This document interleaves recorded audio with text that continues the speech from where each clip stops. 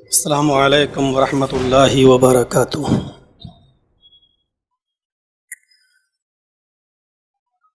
الحمد للہ وحدہ والصلاة والسلام علی من لا نبی بعدہ، اما بعد۔ اعوذ باللہ من الشیطان الرجیم، بسم اللہ الرحمن الرحیم۔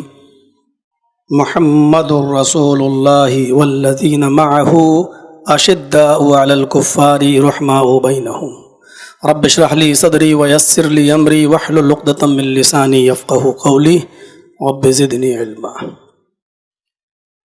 میرے بھائیوں، دوستوں، بزرگوں، میں نے قرآن کریم کی ایک بہت ہی چھوٹی سی آیت کا ایک ٹکڑا آپ کے سامنے پڑھا ہے اور کوشش کروں گا کہ اس کی وضاحت میں آپ کے سامنے کر سکوں۔ اللہ رب العالمین نے فرمایا محمد الرسول اللہ والذین معہ اشداء علی الکفار رحماء بینہم، والذین معہ اشداء علی الکفار رحماء بینہم۔ اس طرف تو ہم شاید بات اپنی پوری نہ کر پائیں، بس اس ٹکڑے کو میں اٹھاتا ہوں، محمد الرسول اللہ۔ یہ قرآن کریم کی اسی آیت کا ایک ٹکڑا ہے جس میں اللہ تبارک و تعالیٰ نے فرمایا محمد اللہ کے رسول ہیں صلی اللہ علیہ وسلم۔ اگر ہم غور سے دیکھیں تو اس ٹکڑے کے اندر تین چیزیں بتائی گئی ہیں۔ پہلی چیز، نبی اکرم کا نام کیا ہے۔ دوسری چیز، آپ کا منصب اور آپ کی پوسٹ کیا ہے۔ اور تیسری چیز اس کے اندر یہ بتائی گئی کہ اس پوسٹ پر اور اس عہدے پر کس نے فائز کیا ہے۔ ایک چیز ہوتی ہے کہ کسی کو ہم بزرگ مان لیں، مولانا جرجیز کو، اصغر صاحب کو، شیخ رضا کو۔ ایک چیز یہ ہوتی ہے کہ ہم نے ان کو بزرگ بنا لیا، اور ایک چیز وہ ہوتی ہے کہ اللہ کسی کو بزرگ بنائے۔ دونوں میں فرق ہے۔ محمد الرسول اللہ صلی اللہ علیہ وسلم کائنات کے سب سے بڑے بزرگ۔ وجہ کیا ہے کہ محمد الرسول اللہ کی بزرگی کا اعلان اللہ تبارک و تعالیٰ نے کیا ہے۔ محمد اللہ کے رسول ہیں۔ نام کیا ہے؟ محمد۔ عہدہ کیا ہے؟ آپ رسول ہیں۔ یہ اسی عہدے نے آپ کو بزرگ بنایا ہے۔ اور یہ عہدہ دیا کس نے؟ آپ رسول کس کے ہیں؟ اللہ کے۔ یعنی ہم نے اور آپ نے رسول نہیں بنایا، اللہ نے رسول بنایا۔ انسان کو جب بزرگی کے درجے پر فائز کرتا ہے تو بنانے والا بھی غلط ہو سکتا ہے، اور جس کو بنایا جا رہا ہے وہ بھی غلطی کر سکتا ہے۔ لیکن اللہ جب کسی کو بزرگ بناتا ہے تو بنانے والا غلطی نہیں کر سکتا، اس لیے کہ بنانے والی ذات اللہ کی ہے، وہ غلط نہیں ہو سکتا۔ اور جس کو بنا رہا ہے وہ معصوم عن الخطا ہوتا ہے، وہ تمام اور ہر قسم کے گناہوں سے پاک و صاف ہوتا ہے، اس سے کوئی لغزش نہیں ہوتی ہے۔ یہ فرق ہے انسانوں کے بنائے ہوئے بزرگوں میں اور اللہ کے بنائے ہوئے بزرگ میں۔ تو یہ تین حیثیتیں ہیں محمد رسول اللہ کی۔ محمد نام ہے، عہدہ رسول کا ہے، اور یہ رسالت، اس بزرگی پر فائز کس نے کیا ہے؟ اللہ نے۔ اب دیکھیے قرآن کی دوسری آیت، ما اتاکم الرسول فخذوہ وما نہاکم عنہ فانتہوا۔ قرآن کی اس آیت پر غور کیجئے۔ پہلے ہم نے یہ غور کر لیا کہ رسول ہیں، یہاں اللہ تبارک و تعالیٰ نے رسول کی دو حیثیتیں بتا دیں۔ ما اتاکم الرسول فخذوہ، رسول تمہیں جو دے وہ لے لو، اور رسول تمہیں جن کاموں سے روکیں اس سے رک جاؤ۔ یہاں رسول کی دو حیثیتیں بتائی گئیں، من حیث الرسول اور من حیث البشر۔ اللہ نے یہ نہیں کہا ما اتاکم محمد فخذوہ، محمد تمہیں جو دے وہ لے لو، یہ نہیں کہا اللہ نے۔ یہاں تو کہہ دیا محمد الرسول اللہ، محمد نام ہے، رسول عہدہ ہے۔ جب دو چیزیں ہیں تو حیثیتیں بھی دو ہیں۔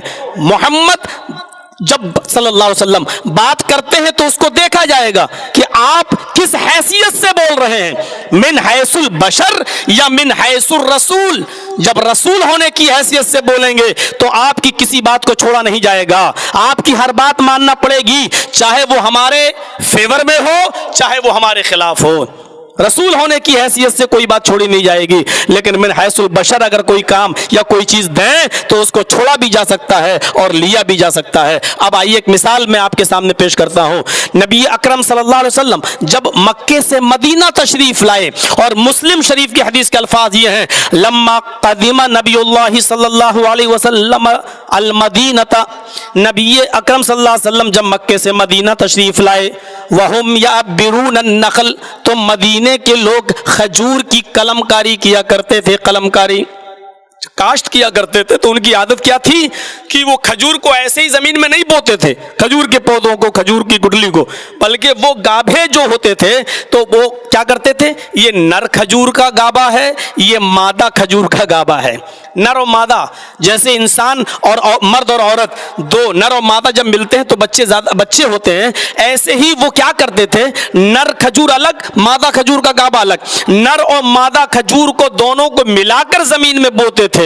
और उनका क्या रस्म थी, उनकी रस्म ये थी, ऐसा करेंगे तो खजूरें ज्यादा पैदा होंगी। तो जब अल्लाह के नबी सल्लल्लाहु अलैहि वसल्लम मदीने में आए और लोगों को ये करते हुए देखा तो आपने पूछा, माज़ा तस्नऊन, ये तुम क्या करते हो? तो उन लोगों ने क्या कहा, कुन्ना नस्नऊ, हम तो ऐसा ही करते चले आ रहे हैं।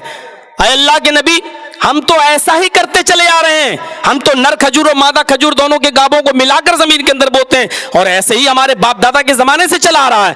तो अल्लाह के नबी ने फरमाया, लौ लम तफअलू लकाना खैरन, अगर तुम ऐसा न करते तो अच्छा होता।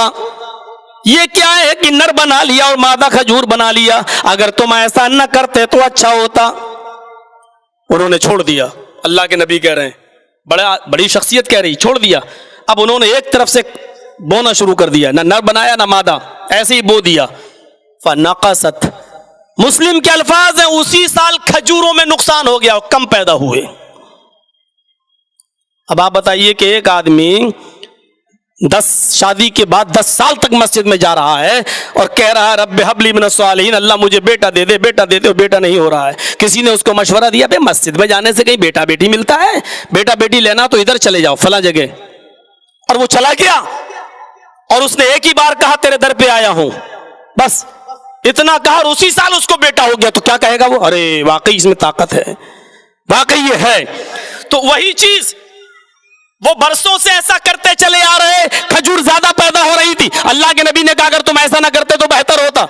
उन्होंने छोड़ दिया और उसी साल खजूरों में कमी पैदा हो गई, नुकसान हो गया। फज़करू, उन्होंने इसका जिक्र अल्लाह के रसूल से किया, अल्लाह के रसूल, हम बाप दादा के जमाने से जो करते चले आ रहे थे, जब वैसा करते थे तो खजूरें ज्यादा पैदा होती थी, और जब आपने कहा ऐसा ना करते तो अच्छा होता, हमने छोड़ दिया, नुकसान हो गया। अल्लाह के नबी मुस्कुराए, फरमाया नुकसान हो गया कहाँ? फरमाया मैंने तो आपके कारोबार में मशवरा दिया था, मैंने कोई कुरान और हदीस का कोई हुक्म नहीं लागू किया था, मैंने कोई अल्लाह का हुक्म नहीं सुनाया था, ये तो मेरी जाती राय और जाती मशवरा था। फिर आपने जो जुमले अदा किए वो जुमले आपकी हैसियत बतला रहे हैं। फरमाया, इज़ा अमरतुकुम बिशैइन मिन अम्रि दीनिकुम फखुजूहु बिही, लोगो जब मैं तुम्हें तुम्हारे दीन का कोई मसला बताऊं, जब मैं तुम्हें तुम्हारे दीन की कोई हैसियत बताऊं, जब मैं तुम्हें तुम्हारे दीन का कोई मामला बताऊं, फखुजू बिही, तो तुम ले लिया करो। यानी जब मैं मिन हैसुर रसूल बोलूं तो उसको हर हाल में तुम्हें लेना पड़ेगा। वइज़ा अमरतु कुम बिशैइन मिन अम्रि दुनियाकुम फइन्नमा अना बशर, और जब मैं तुम्हें तुम्हारे कारोबार में, तुम्हारे दुनियावी मामलात में अगर मैं तुम्हें कोई मशवरा दूं, किसी बात का हुक्म दूं, तो मैं भी एक इंसान हूं। फइन्नमा अना बशर, मैं भी एक इंसान हूं, मेरे मशवरे को ले भी सकते हो और छोड़ भी सकते हो। आपकी दो हैसियतें हैं, लेकिन जब मिन हैसुर रसूल जब कोई चीज दे तो उसको हर हाल में हमें और आपको लेना पड़ेगा। और फिर जब रसूल मिन हैसुर रसूल जब कोई चीज देंगे उसको किसी भी हाल में छोड़ा नहीं जा सकता। ये बात हमें और आपको जहन में रख लेना चाहिए। फिर बड़ी से बड़ी शख्सियतें, बड़े से बड़े बुजुर्ग, बड़े से बड़े उलमा, बड़े से बड़े मौलवी, अगर उनकी बात नबी की बात से टकरा जाए तो फिर रसूल की बात को लिया जाएगा और नबी की बात को लिया जाएगा। लेकिन نبی کے بعد نبی کے علاوہ جن کی باتیں نبی سے ٹکرا رہی ہیں پھر ان کی بات کو نہیں لیا جائے گا اور چھوڑ دیا جائے گا۔ اس سلسلے میں بڑے بڑے اجلہ صحابہ کی دلیلیں موجود ہیں، اور آئیے میں ایک دلیل آپ کی طرف پیش کرتا ہوں۔ بخاری کے صفحات پر اس منظر کو دیکھیے۔ حضرت عمر رضی اللہ تعالیٰ عنہ ایک سفر میں ہیں اور حضرت عمار بھی ایک سفر میں ہیں، دونوں سفر میں ہیں، اور دونوں کا گزر ایک جنگل سے ہوا، بیابان جنگل سے ہو رہا ہے، رات ہو گئی، خطرناک جانوروں کا سامنا کرنا پڑ سکتا ہے، اس لیے دونوں قدیم صحابیوں نے یہ سوچا اسی جنگل میں قیام کر لیا جائے، رات یہاں گزار لی جائے، صبح ہوگی تو شہر کی طرف نکلیں گے۔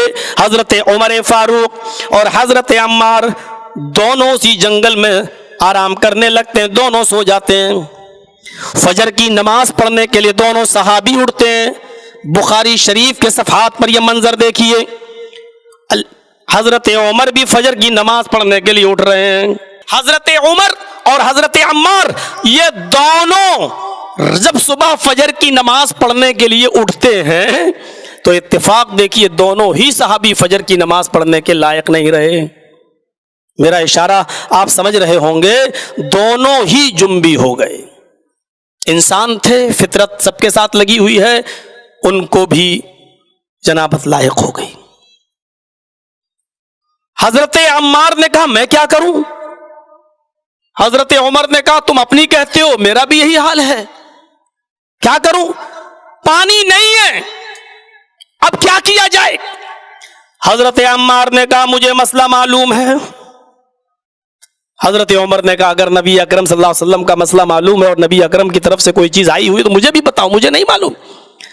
حضرت عمار نے کہا اللہ کے نبی نے فرمایا اور قرآن کی آیت بھی موجود ہے، فَإِن لَمْ تَجِدِ الْمَاءَ فَتَيَمَّمُوا صَعِيدًا، جب تمہیں وضو کے لیے پانی نہ ملے تو تم تیمم کر لیا کرو۔ حضرت عمر نے فرمایا اے عمار، یہ تو وضو کے لیے تیمم کا معاملہ ہے، ہمیں وضو کے لیے نہیں، ہمیں تو غسل کی ضرورت پڑی ہے۔ قرآن کی آیت ہمیں یہ بتلا رہی ہے اور نبی اکرم کا فرمان بھی ہمیں یہ بتلا رہا ہے جب وضو کے لیے پانی نہ ملے تو تیمم کر لو، لیکن ہمیں وضو کی ضرورت نہیں، ہمیں تو غسل کی ضرورت ہے، ہمیں تو جنابت لاحق ہوئی ہے، اب غسل کے لیے کوئی وجہ ہو تو بتاؤ، کوئی مسئلہ معلوم ہو تو بتاؤ۔ حضرت عمار نے کہا نہیں مجھے یہی معلوم ہے۔ حضرت عمر نے ریجیکٹ کر دیا، نہیں یہ تو وضو کا معاملہ، ہمیں غسل کی ضرورت ہے۔ تو حضرت عمار نے کہا تو اب تو اس زمانے میں ٹیلی فون بھی نہیں تھا، فوراً رات کے 2 بجے معلوم کر لو جرجی صاحب بچہ پیدا ہوا کل کیا نام رکھوں۔ اس زمانے میں تو ٹیلی فون بھی نہیں تھا، یہ تار کا بھی زمانہ نہیں تھا، چلو ایک ہفتے میں مسئلے کا جواب آ جائے گا، لیٹر کا بھی زمانہ نہیں تھا۔ اب کیا کیا جائے سوائے اس کے کہ اجتہاد اور سوائے اس کے کہ قیاس لگایا جائے، اس کے علاوہ اور کیا راستہ تھا؟ حضرت عمار نے کہا تو اس پر قیاس کر لیتے ہیں نا، وضو کی ضرورت ہے تو تیمم، چھوٹا تیمم کر لیتے ہیں، دونوں ہاتھ زمین پہ مارے، چہرے پہ ملی، ہاتھ پہ ملی، ہو گیا تیمم۔ لیکن ہمیں غسل کی ضرورت پڑی ہے تو بڑا تیمم کر لیتے ہیں۔ تو حضرت عمر فاروق نے کہا بڑا تیمم کیا ہوا؟ کہا بڑا تیمم یہ ہوا کہ ہم لوگ کپڑے اتارتے ہیں اور آپ ادھر چلے جائیے، میں ادھر کپڑے اتار کے مٹی میں لوٹتا ہوں، اور اس کے بعد جب میں کپڑے پہن لوں تو آپ پھر مٹی میں لوٹ جائیے۔ پورا کا پورا مٹی میں لوٹنا، کپڑے اتار کر جسم کے پورے حصے پہ مٹی لگا لینا، مٹی میں لوٹنا۔ حضرت عمر فاروق نے کہا نہ، یہ تو تم ایک نئی چیز نکال رہے ہو، مجھے خطرہ ہے کہ کہیں ایسا نہ ہو کہ اسلام کے اندر نئی چیز نکالنے کی وجہ سے کہیں ہم بدعت میں مبتلا نہ ہو جائے، میں ایسا نہیں کر سکتا۔ حضرت عمار نے کہا میں ایسا کروں گا۔ حضرت عمر نے کہا تمہارا قیاس، تمہارا اجتہاد اگر یہ کہتا تو کرو۔ کہا تم کیا کرو گے؟ کہا میں پانی کا انتظار کروں گا، صبح ملے گا، شہر میں ملے گا، سب سے پہلے میں غسل کروں گا اور جب پانی ملے گا غسل کروں گا، اسی وقت میں نماز پڑھوں گا۔ حضرت عمار کہتے ہیں، بخاری کے الفاظ ہیں، تمرغت کما تمرغ الدابہ، میں زمین کے اوپر ایسا الٹ پلٹ کیا، ایسا الٹ پلٹ، ایسا زمین کے اوپر لوٹا جیسے چوپایا زمین کے اوپر لوٹتا ہے، اپنے آپ۔ انہوں نے نماز پڑھ لی۔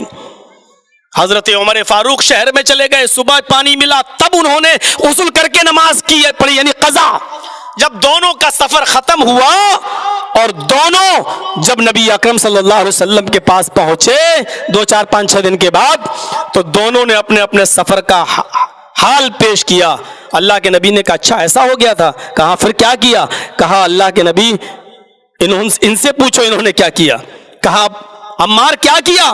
حضرت عمار نے کہا اللہ کے رسول میں نے اپنے جسم کو پورا کا پورا زمین پر لوٹ لیا، اس میں ایسا لٹایا جیسے چوپایا لوٹتا۔ آپ نے کہا عمار تم نے غلط کیا۔ دیکھیے قیاس، اور وہ بھی ایک صحابی کا۔ حضرت نبی اکرم کیا کہہ رہے ہیں؟ عمار تم نے غلط کیا۔ حضرت عمر ہنس رہے ہیں، کہنا کہا تھا نا کوئی نئی چیز۔ اللہ اب ان کو امید تھی کہ میرا قیاس بالکل ٹھیک رہا ہوگا، لیکن عمر نے بھی غلط کیا۔ کہا تو آپ اپنا بتاؤ، کہا آپ نے کیا کیا؟ حضرت عمر فاروق نے کہا اللہ کے نبی ہم نے نماز ہی نہیں پڑھی، جنبی تھا نا، نماز نہیں پڑھی۔ جب شہر میں آیا پانی ملا غسل کیا تو سب سے پہلے پھر میں نے نماز پڑھی، قضا ہوئی لیکن پڑھی بعد میں۔ فرمایا عمر تم نے بھی غلط کیا۔ دونوں صحابی کے قیاس غلط، نبی کا فرمان آ گیا تو نہ عمر کی چلی نہ عمار کی چلی۔ یہی تو دعوت منہج سلف ہے، یہی تو سلفیت کی دعوت ہے، منہج سلف یہی ہے کہ جب نبی اکرم کا فرمان آ جائے تو نبی کے فرمان کے بعد پھر کسی کی نہیں چل سکتی، وہ کتنا ہی بڑی پوسٹ کا مالک ہو اور کتنے بڑے عہدے پر فائز ہو۔ تو کہا کرے کیا کرنا چاہیے؟ دونوں نے پوچھا اگر ہم نے غلط کیا، عمر کہتے ہیں ہم نے غلط کیا، تو پھر صحیح کیا ہے؟ فرمایا تم دونوں کے لیے بس وہی تیمم کافی تھا جو وضو کا تیمم ہے، یعنی یہی غسل کا بھی تیمم ہے۔ اگر پانی نہیں مل رہا تھا تو بس اتنا ہی تیمم کافی تھا۔ اپنے دونوں ہاتھوں کو پاک زمین پر مارتے، ان کو پھونک لیتے اور چہرے پر مل لیتے، دائیں ہاتھ کی ہتھیلی کو بائیں ہاتھ کی پشت پر اور بائیں ہاتھ کی ہتھیلی کو داہنے ہاتھ کی پشت پر پھیر لیتے، تمہارا تیمم ہو جاتا، اور نماز پڑھ لیتے، جب پانی ملتا تب غسل کر لیتے۔ میرے پیارے ساتھیوں غور کیجئے اس دعوت اس منہج سلف کی، یہ منہج سلف پر میرے پیارے ساتھیوں یہی ہمارے اصول اور یہی ہمارے ضابطے ہیں اور یہی ہماری دعوت ہے کہ ہم سارے بزرگوں کی عزت کرتے ہیں، سب کا احترام کرتے ہیں، اور اس مجمع میں ہم دعا کریں گے اللہ تو کروڑوں رحمت نازل فرما ابو حنیفہ رحمت اللہ علیہ کی قبر پر، اللہ تو کروڑوں رحمت نازل فرما امام شافعی کی قبر پر، اللہ تو کروڑوں رحمت نازل فرما امام مالک اور امام احمد ابن حنبل کی قبر پر۔ اے اللہ ان کے علاوہ جو بزرگ آئے اس دنیا میں الہ العالمین تو ان تمام بزرگوں کی قبروں کو نور سے بھر دے، ان کی قبروں پر اپنی رحمت نازل فرما۔ لیکن ان تمام بزرگوں نے جو دعوت دی تھی اور جو پیغام دیا تھا کہ اذا صح الحدیث فہو مذہبی، جب صحیح حدیث آ جائے تو وہی میرا مذہب، اسی کو مان لینا، یہی ہماری بھی دعوت ہے۔ ابو حنیفہ رحمت اللہ علیہ کی اس دعوت کو ہم بھی آگے بڑھاتے ہیں۔ امام ابو حنیفہ رحمت اللہ علیہ نے کہا تھا اذا صح الحدیث فہو مذہبی، جب صحیح حدیث آ جائے تو وہ اسی کو مان لینا۔ یہاں تک کہا تھا ایک دلجید اٹھائیے شاہ ولی اللہ محدث دہلوی رحمت اللہ علیہ کی کتاب اور اس کے صفحہ نمبر 57 کو دیکھیے، لکھا ہے اذا قلت قولا یخالف کتاب اللہ و سنت رسولی، اگر میں کوئی ایسی بات کہہ دوں جو اللہ کی کتاب کے مخالف ہو اور سنت رسول کے مخالف ہو، اترکو قولی بکتاب اللہ، تو میری بات کو چھوڑ دینا، اللہ کی کتاب کو لے لینا، میری بات کو چھوڑ دینا اور رسول کی بات کو لے لینا۔ یہی دعوت ہے میرے پیارے ساتھیوں، اس دعوت کو ہمیں اور آپ کو سب کو اپنانا چاہیے۔ جب نبی کی بات آ گئی تو حضرت عمار کی نہیں چلی، نبی کی بات آ گئی تو حضرت عمر فاروق کی نہیں چلی۔ آپ دیکھیے حضرت عمر فاروق نے قیاس لگایا، اللہ کے نبی کا مہر اس سے زیادہ نہیں تھا، نبی کی بیٹیوں کا مہر اس سے زیادہ نہیں تھا، نبی کے زمانے میں جتنے نکاح ہوئے ان کا مہر اس سے زیادہ نہیں تھا، تو انہوں نے سب سے زیادہ مہنگا مہر دیکھا تو سب سے زیادہ مہنگا مہر 400 درہم پر ملا۔ 400 درہم سے زیادہ کوئی مہر ہوا ہی نہیں۔ تو حضرت عمر فاروق رضی اللہ تعالیٰ عنہ نے منبر پر کھڑے ہو کر خطبہ دے دیا اور خطبے میں یہ اعلان کر دیا کہ میں نے نبی کا نکاح دیکھا ہے، میں نے صحابہ کا نکاح دیکھا ہے، میں نے نبی کی بیٹیوں کے نکاح دیکھے ہیں، میں نے نبی کی بیویوں کے نکاح میں نبی نے کتنا مہر دیا میں نے دیکھا ہے، صحابہ کے نکاح پر بھی ہماری نظر ہے، 400 درہم سے زیادہ کسی نے مہر نہیں دیا، نہ نبی نے اپنی بیویوں کو نہ نبی کی بیٹیوں کو دیا گیا اور نہ نبی کے زمانے میں ہونے والے صحابہ کرام کے نکاح میں کسی نے دیا. لہذا 400 درہم تک مہر کی جو متعینہ مقدار ہے اس کو میں باقی رکھ رہا ہوں. اگر 400 درہم سے زیادہ کوئی مہر دے گا تو میں اس کو چھین لوں گا اور بیت المال میں جمع کر دوں گا جو غریبوں کے کام آئے گا. سنیے نوجوانوں، یہ تقریر کہاں ہو رہی ہے؟ ممبر پر کھڑے ہو کر. اور کون یہ خطبہ دے رہا ہے؟ حضرت عمر فاروق رضی اللہ تعالیٰ عنہ. اور خطبے میں کیا کہہ رہے ہیں؟ خطبے میں کہہ رہے ہیں اگر کسی نے 400 درہم سے زیادہ اگر کسی نے اپنی بیوی کو مہر دیا تو وہ زائد مہر چھین لوں گا اور اس کو بیت المال میں جمع کر دوں گا. کسی بھی عورت کے پاس 400 درہم سے زیادہ مہر نہیں رہنے دوں گا، کیونکہ نبی نے اپنی بیویوں کو اور اپنی بیٹیوں کا مہر 400 درہم سے زیادہ نہیں رکھا. اتنا کہنا تھا. حضرت عمر نماز جمعہ پڑھاتے ہیں اور جمعے کا خطبہ دے کر جب ممبر سے اترتے ہیں اور نماز پڑھاتے ہیں، سنیے نوجوانوں، جیسے ہی نماز جمعہ پڑھاتے ہیں اور ختم کرتے ہیں السلام علیکم ورحمت اللہ، السلام علیکم ورحمت اللہ، ایک بوڑھی عورت مسجد کے اندر تشریف لاتی ہے. وہ موزے پہنے ہوئے ہے، ہاتھوں میں داستانے پہنے ہوئے ہے. وہ مسجد میں آتی ہے اور جھکی ہوئی نظروں سے کہتی ہے امیر المومنین آپ نے غلط فیصلہ دیا ہے، امیر المومنین مہر کے معاملے میں آپ نے غلط حکم دیا ہے، آپ کے حکم کو سب سے پہلے میں ریجیکٹ کرتی ہوں، نہیں مانتی. غور کیجئے، کیا کسی صحابی کی بات اگر وہ کتاب اللہ اور سنت رسول سے ٹکرا رہی ہو تو کیا اس کی بات بھی مانی جا سکتی ہے؟ ذرا غور کرو، اس عورت نے مسجد کے اندر کہا امیر المومنین اپنے جملے واپس لو، آپ کی بات قرآن سے ٹکرا رہی ہے. حضرت عمر بیٹھے تھے، کھڑے ہو گئے، کہنے لگے اس خاتون کو اندر لائیے، با پردہ ہے. اے ماں کیا ہوا؟ میری غلطی بتا دے، میں نے یہ فیصلہ جو سنایا ہے کتاب اللہ کے خلاف کہاں ہے، حدیث رسول کے خلاف کہاں ہے؟ اس عورت نے کہا عمر امیر المومنین شاید آپ نے قرآن نہیں پڑھا، اور اگر پڑھا ہے تو شاید آپ کو یاد نہیں ہے.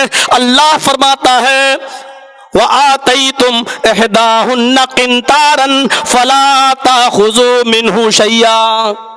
وَآتَيْتُمْ إِحْدَاهُنَّ قِنْطَارًا، اگر تمہارا شوہر تم میں کسی بھی بیوی کو ڈھیر سارا مال دینا چاہے، بہت سارا مال دینا چاہے، زمین و جائیداد اس کے نام الاٹ کرنا چاہے، سب کچھ دینا چاہے، جتنا مال چاہے، قنطارن بے شمار مال دینا چاہے، جتنا بھی مال دینا چاہے وہ دے سکتا ہے.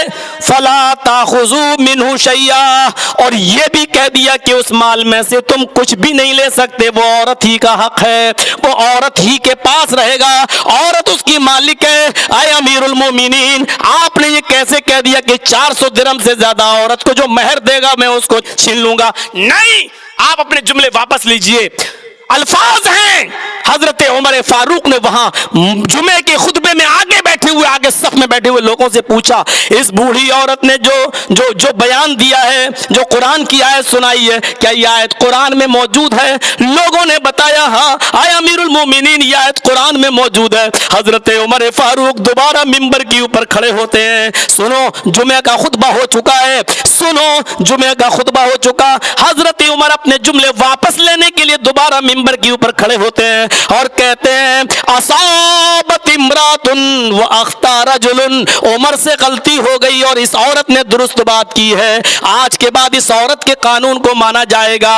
اس عورت نے جو قرآن کی آیت پیش کی، قرآن کی آیت کے آ جانے کے بعد اب عمر کا فتویٰ نہیں چلے گا. میں اپنے جملے واپس لے رہا ہوں. میرے پیارے ساتھیوں، یہی تو دعوت سلفیت ہے، یہی تو منہج صحابہ ہے. سب کو مانو، سب کی عزت کرو، سب کا احترام کرو میرے بھائیوں. لیکن جب بات رسول کی آ جائے اور کسی کی بات رسول کی بات سے ٹکرا جائے تو رسول کا ادب و احترام نہ چھوڑنے پائے، اور رسول کی بات کو سر سے نیچے نہ گرائیے، اور دوسروں کی بات اگر گر رہی ہے تو گر جانے دو، لیکن رسول اللہ صلی اللہ علیہ وسلم کی بات نہیں گرنی چاہیے.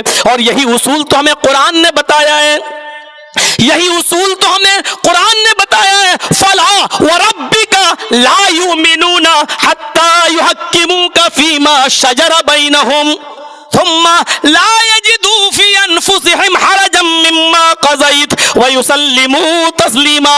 تیرے رب کی قسم اے محمد صلی اللہ علیہ وسلم، آپ کے رب کی قسم، یعنی اللہ اپنی قسم کھا رہا ہے.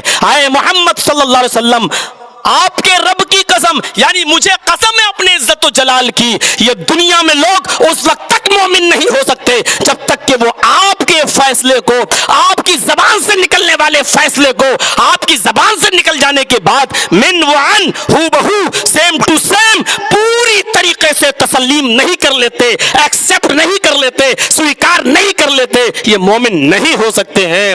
اور آپ کا فیصلہ آ جانے کے بعد اپنے دل میں تنگی بھی محسوس نہ کریں. فیصلہ تو مان رہے ہیں لیکن دل میں یہ آ گیا، کاش یہ ایسا نہیں، ایسا ہوتا تو کتنا اچھا ہوتا، کاش ایسا نہیں، ایسا ہوتا تو کتنا اچھا. اگر اتنی سی تنگی بھی ہمارے دل میں آ گئی، ثم لا یجدوا فی انفسہم حرجا مما قضیت، نبی کے فیصلے کے بعد اگر تنگی آ گئی تب بھی مومن نہیں. ویسلموا تسلیما، جب تک کہ آپ پوری طریقے سے اس کو تسلیم نہیں کر لیتے ہیں. مجھے آپ کے ٹائم کا بہت خیال ہے، میں قانون کو اپنے ہاتھ میں بھی نہیں لینا چاہتا، لیکن دل چاہتا کہ ایک واقعہ اور سنا دوں اور اس کے بعد میں اپنی بات کو آگے بڑھاؤں. ایک شخص حضرت عثمان کے پاس آیا، میں صحابی کی بات بتا رہا ہوں، یہ میں بتانے کی کوشش کر رہا ہوں جب قرآن اور حدیث آ گئی تو صحابہ اپنے مقدمے واپس لے رہے ہیں، اپنے جملے واپس لے رہے ہیں، اپنی باتیں واپس لے رہے ہیں. تو صحابہ سے بڑھ کر بزرگ اور کون ہو سکتا ہے؟ صحابہ سے بڑھ کر با اعتماد کون ہو سکتا ہے؟ اور صحابہ سے بڑھ کر یقین کس پر کیا جا سکتا ہے؟ ان سے بڑھ کر آئیڈیل اور نمونہ کون ہو سکتا ہے؟